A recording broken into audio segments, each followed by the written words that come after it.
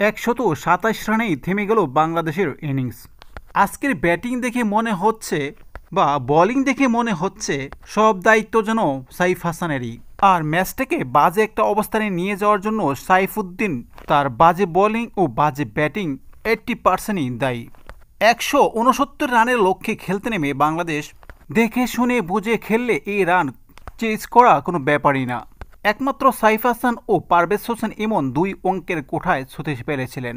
সাইফ হাসানের সাথে যদি কেউ 20-25টি রান করতে পারত, ম্যাচের রেজাল্ট টোটালি বিপরীত হয়ে যেত। সাইফ হাসান 51 বলে 69 রান করে আউট হন।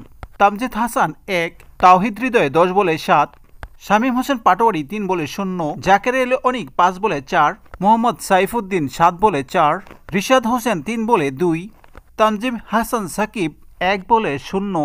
7 জন ব্যাটসম্যান মিলে যদি 15 রান না করতে পারে, ঘোড়ার আন্ডা টি-20 ম্যাচ আপনি জিতবেন কি করে?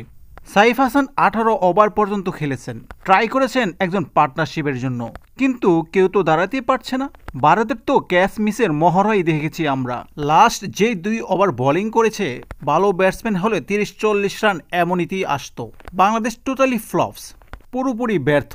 একমাত্র সাইফ হাসান ব্যতীত আর কেউই নামের প্রতি সুবিচার করতে পারেনি। ভারত 41 রানে জয় ছিনিয়ে নিয়েছে। আগামীকাল পাকিস্তানের বিপক্ষে শেষ ম্যাচ। বলা চলে এই ম্যাচে যে জিতবে সেই সেমিফাইনাল খেলতে পারবে।